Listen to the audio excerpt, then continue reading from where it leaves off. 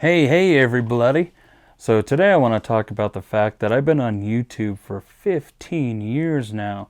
I originally started March 27th, 2006, and I started producing content in 2007. And it's just been a crazy journey. It would probably take way too long to go through everything, all my memories on YouTube and what the future holds for the channel and everything like that. And it would take forever to thank all the people that I want to thank. So let me just say to all the people that have been following this channel since 2006, 2007, thank you so much. It means a lot. And without you, I wouldn't have carried on. I wouldn't have kept doing this without you guys. And, it's just been a long but fun journey. And I remember back when I first started, my very first video was a video reply to the Angry Video Game Nerd, and it was shot on this really crappy little Intel webcam. Super blocky video, really grainy, horrible audio. And all I basically said was, I agree, and good video and stuff like that. Angry Video Game Nerd never replied to the video, and I ended up deleting it because it was just such a piece of crap. But that was the very first video that I ever did. The second one was about the Matrix trilogy and how I thought the Matrix movies should have ended, which some people agreed, other people disagreed. But what's funny about that is now there's a new Matrix movie being produced, and so we'll finally get to see who knows, maybe the brothers who are now sisters, maybe they watched the video and they thought about what I said. Who knows? Probably not. But there was definitely some holes in the ending of The Matrix. Anyhow, after that, I started making Sinister Moon's retro reviews, which initially it was just called Retro Reviews. I was the first retro reviews game show on YouTube. Not to say that there weren't other shows that where people reviewed video games, because there most definitely was. Angry Video Game Nerd, like I said. But I was the first person to have that title, Retro Reviews.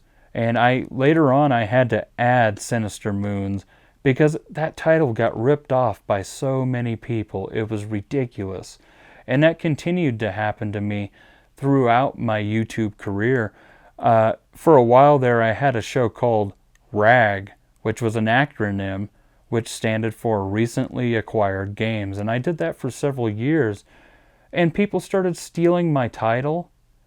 They started stealing my show concept. And I was just like, oh man, this sucks. And so eventually I stopped doing it because of those reasons.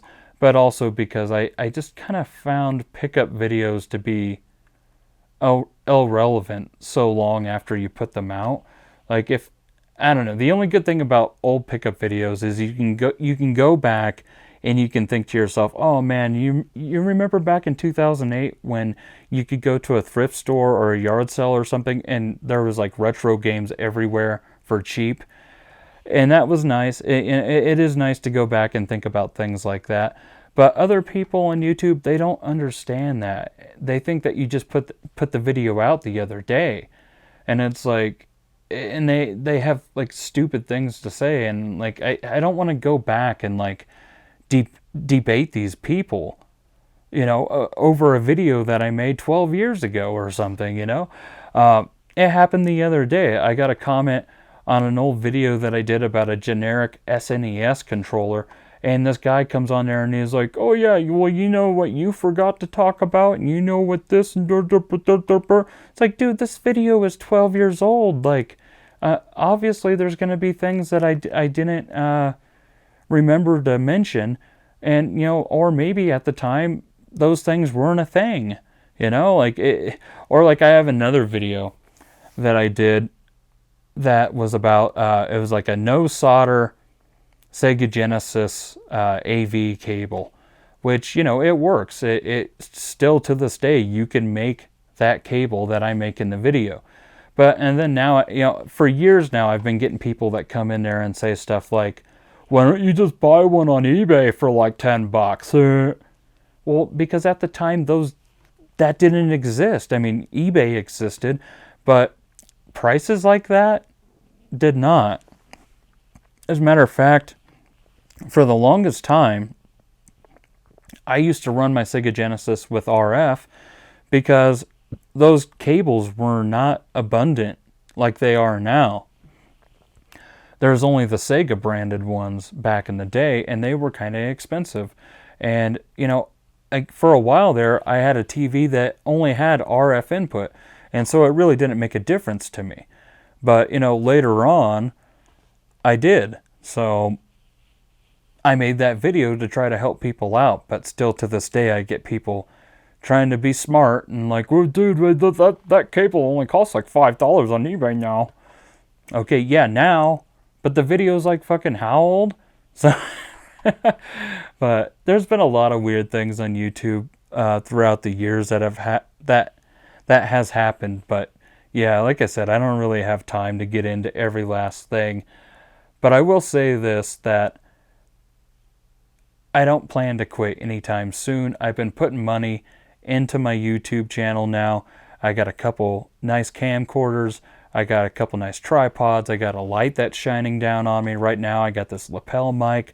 I got a much better computer. I actually know how to edit now. I use Adobe Premiere still. Back when I first started, I used Windows Movie Maker, which is Movie Maker sucks. I haven't used that program in I don't even know, like 13 years or so. Anyhow, I also have another mic that I'm gonna be using for my commentary in the future that I drop some money on. And the reason why I drop some money on my YouTube channel now is because I'm a YouTube partner finally, right? And not like a fakey one. Like, do you remember the adpocalypse when like YouTube basically allowed anybody and everybody to make money off their videos, and like it was just crazy, and then they kept having to change the rules and everything? Yeah, like during that time I made some money, a couple $100 I think. I think it was like $130 is what I made off of YouTube. It wasn't very much money, especially for how long I've been doing this or whatever.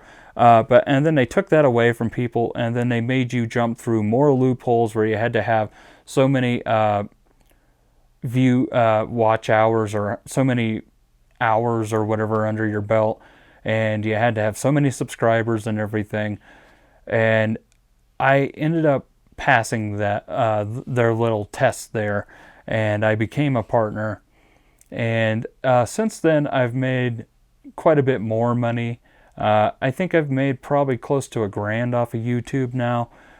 And it's mostly off of a video that I shot Nintendo 64 or N64 in McDonald's in 2008, or 2018, I should say. That video, it got very little views, very little comments for like almost 2 years, and then YouTube featured it on the front page, and I made a follow-up video for it because I went back to that same McDonald's and discovered that those N64 kiosks are still there. But yeah, between those two videos, the first video, the 2018 video, is almost at 1 million views right now, and so that puts some coin in my pocket there. And then the 2021 video has like 16,000 views on it or something, so not a lot of coin to put in my pocket off of that video, but that's still a lot of views for my channel.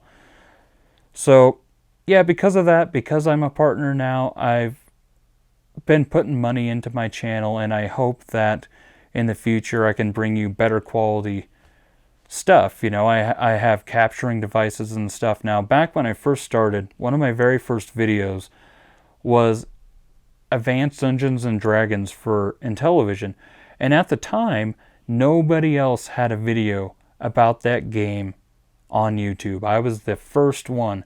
And so if you go back and if you go to my channel and you look at that video, it has like 200,000 views or something on it now, because it's been there for like 13, 14, 15 years or however long it's been. But at the time, all I had was like screen capture software, and I was using the Bliss emulator, and I was using a keyboard to play the game. Didn't even have any kind of like adapter or special controller or anything like that. And the whole point of the video was to demonstrate the game, because it hadn't been demonstrated on YouTube at all at that time. Well, I still get plenty of interesting comments on that. Like, I still have a bunch of people that claim that, you know, they can totally beat the Purple Mountain, no problem. And, you know, oh, well, you noob, you're playing on the easiest difficulty setting. Like, why don't you try the Purple Mountain? Like, I can beat the Purple Mountain. And I've called so many people out. I said, hey, if you can beat the Purple Mountain, can you please make a video so I can see you beating the Purple Mountain? And to this day, not a single one has taken me up on that challenge. Have I beaten the Purple Mountain? Yes, twice. Is it on video? No. I did it as a kid, and I did it by the skin of my teeth. I got lucky. It is hard. If you've ever played Advanced Dungeons and Dragons on the Intellivision and tried to take on the Purple Mountain, you know exactly what I'm talking about. But yeah, YouTube has been like that. YouTube has been like this up and down roller coaster. You know, I remember for a little bit there, I was doing the Operation Kill Screen podcast with Tim, aka Jumble Junkie, and Holly, aka Dog in My Lens. And before we had Holly, we had Andrew. Uriah Wind is what he goes by on YouTube. And at the time, Uriah Wind was very, very small time. And so was I, and so was Holly, and so was Jumble Junkie. But now, like, if I compare us then to us now, it's so totally different now, right? Tim, aka Jumble Junkie, stopped making videos forever ago. Like, he came back for a little bit and then he went away again. Dog in My Lens, like, she went away. She doesn't make videos anymore. She hasn't made videos in some time now. And Andrew has like a bajillion subscribers. Like, he's big time. Like, he was very successful on YouTube, whereas the rest of us, not so much. Dog in My Lens had some pretty good success. She had several thousand subscribers, and so did Tim. I was the loser of all those people. But, you know, now I'm not, because two of them don't even make videos anymore. So, hooray! Well, not really hooray, because I wish that Tim and Holly still made videos, of course, because I enjoy both of their channels. But yeah, whatever. You know, times have changed, and I'm glad to be a YouTube partner now that I have some decent equipment and whatnot. You know, like, I didn't want to be a partner back then, and I never did anything to grow my channel much back then. And I noticed that there's a lot of people nowadays that they'll make a channel and they'll have some like mild success. Like, they'll get a 1,000 subscribers, 2,000 subscribers, maybe 3,000 subscribers, and then they feel inclined to make a video about how to be successful on YouTube, which I always think is just ridiculous. It's like, well, who the fuck are you to tell me how to be successful on YouTube when you have less than I do, and you haven't been on here as long as I have? So I'll do you a favor, and I'll tell you how to be successful on YouTube, because me personally, I didn't go by this because I did not want to make a bunch of money. Like, being successful on YouTube means different things to different people. To me, being successful on YouTube means that I get to pursue another hobby. Playing games is a video game hobby. Or playing video games is a hobby, right? Collecting video games is a hobby. Talking about and reviewing video games on YouTube is also a hobby. And so for me, it was all hobby based, always has been. But for other people, it's about making money. And so when they say how to be successful, that's what they're actually talking about, is how to make more money, get more views so you can make more money off of ads and etc.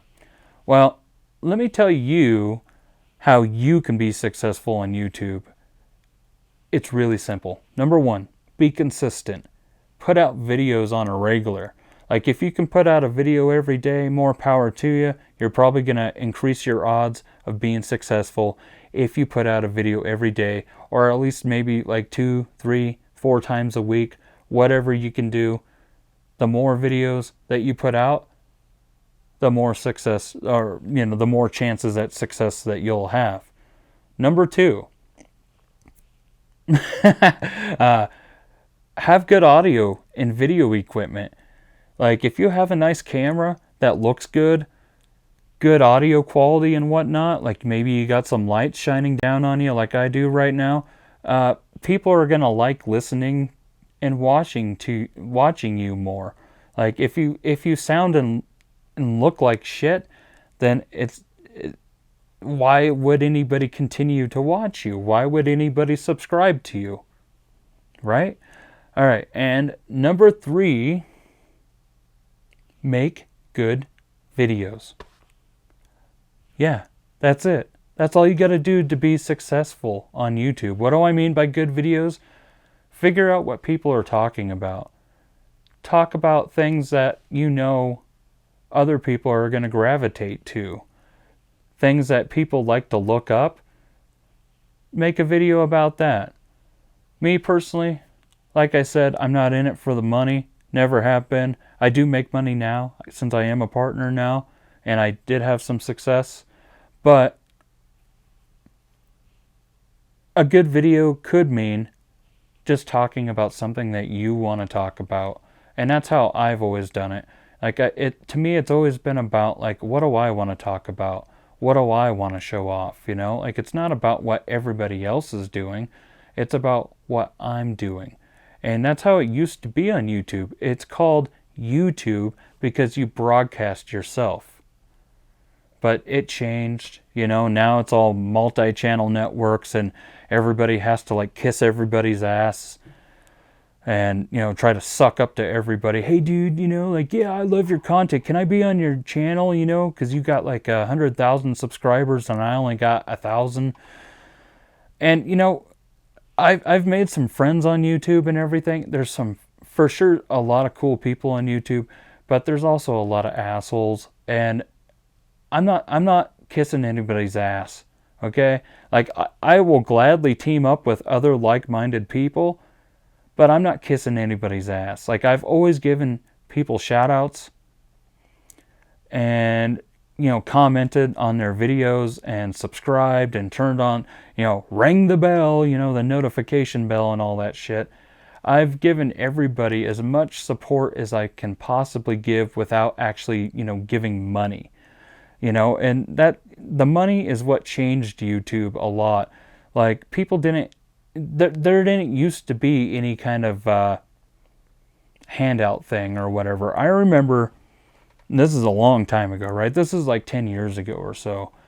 I remember one of the bigger YouTubers put their PayPal link on their channel and people raised hell about it. Like, oh my God, like what the hell? YouTube is free. Like, why would you want money for your content and all this? Like, it was a big deal. And this is before Patreon and all that crap. Like, that shit did not exist back then. But unfortunately, like I've been saying, YouTube changed, and some things changed for the better and some things changed for the worse. And so I would say that, like, don't focus on the money. Like, if you want to focus on the money and you want this to be your job or whatever, like, well, great. I wish you success. But, it's just something about the content that people make when they're doing it for the money. It just becomes really cliche and really cookie cutter. And you'll notice this right away. Like, do me a favor right now. If you suspect somebody is cookie cutter here on YouTube, go to their channel and look for these things. Number one, if they start every video with, "Hey guys," yeah, that's a problem, okay? Figure out a new intro. Say hi, say hey, say what the fuck is up, everybody, but don't just go, "Hey guys." So many channels do that, and it just bugs the heck out of me every time. Like, I've turned off videos because of that. No shit. Like, if I turn on a video and they got some really horrible camera angle where it looks like I'm looking up their nose, and they start out the video with, "Hey guys," then I turn off the video. Sorry, you just lost a view. And you might lose a subscriber if you keep starting every freaking video like that. Gets annoying. Like, I almost want to make like a 10-hour video of everybody just going, "Hey guys," repeatedly, right? Another thing, if they're trying to, get you to join their Patreon within like the first couple minutes of their video, no good. No es bueno.